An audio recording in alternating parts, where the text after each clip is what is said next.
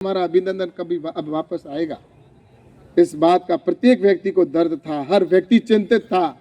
और ऐसे समय में प्रधानमंत्री नरेंद्र मोदी जी आए और मीडिया के अंदर कहा और ललकारते हुए कहा, ऐसे ही नहीं कहा जैसे पहले प्रधानमंत्री मिमियाते हुए बोलते थे, ललकारते हुए कहा कि सुन ले पाकिस्तान, अगर मेरे अभिनंदन को 24 घंटे में वापस नहीं सौंपा तो पाकिस्तान को नक्शे से गायब कर दूंगा। और झक मराकर 24 घंटे के अंदर अभिनंदन को सम्मान पूर्वक भारत को सौंपना पड़ा। ये हिंदुस्तान अब हमारा है। इस हिंदुस्तान को हम भारत माता की इस हिंदुस्तान को हम आगे देखना चाहते हैं, बढ़ता हुआ। भारत के प्रत्येक नागरिक को अगर गर्व से ऊंचा होना देखना चाहते हैं तो एक ही पार्टी है, और वो है राष्ट्रवादी विचारधारा की पार्टी भारतीय जनता पार्टी। और हमारा जो एनडीए का गठबंधन है, उनकी एक ही सोच है कि हमारा देश आगे बढ़ना चाहिए। और उसके लिए सबसे पहले आवश्यकता है पंजाब की, क्योंकि पंजाब आज जिस पाकिस्तान के बॉर्डर पर है, राजस्थान पाकिस्तान के बॉर्डर पर है, ऐसे राष्ट्रों के अंदर जो पाकिस्तान की सीमा पर है, वहां पर राष्ट्रवादी विचारधारा के सरकार होना बहुत जरूरी है। आज आपने देखा होगा, मैं भी बॉर्डर से आता हूं, मेरी कॉन्स्टिट्यूंसी है बाड़मेर जैसलमेर, पाकिस्तान की सीमा पर हमने भी युद्धों को झेला है, 71 का युद्ध और 65 का युद्ध झेला है, आपने भी यहां पर झेला है उस समय के लोगों ने। और उससे पहले इस देश की आजादी दिलाने के लिए उन्होंने क्या ऐसा सोचा था, इस देश के अंदर ऐसा नेतृत्व आएगा भविष्य में? इस देश की आजादी के लिए जिन्होंने बलिदान दिया था, इस देश की आजादी ऐसे ही नहीं मिली है कि आसानी से आजादी मिल गई। इस देश की आजादी के लिए अपन सुभाष चंद्र बोस, भगत सिंह, सुखदेव, राजगुरु, अशफाक उल्लाह खान जैसे लोगों के हम नाम जानते हैं, लेकिन इस देश की आजादी के लिए ऐसे अनगिनत नाम है। 6,32,000 से अधिक देश के नागरिकों ने जान दी, तब जाकर भारत आजाद हुआ। ऐसे ही खैरात में आजादी नहीं मिली है।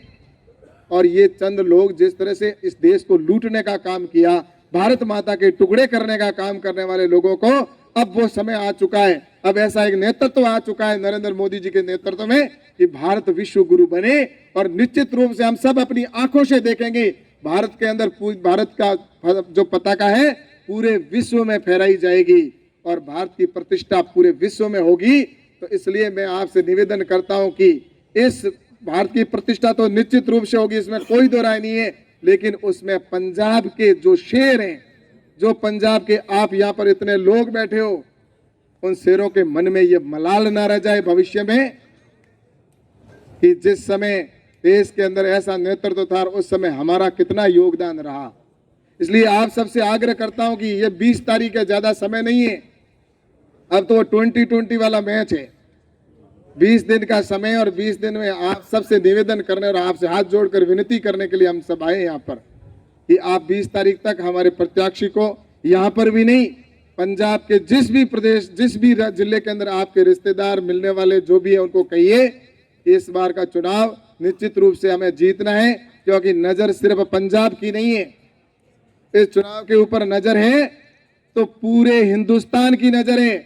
और सारा हिंदुस्तान चाहता कि पंजाब में भाजपा की सरकार बने, और वो इसलिए चाहते हैं। और करना आपको है, क्या फैसला करना है।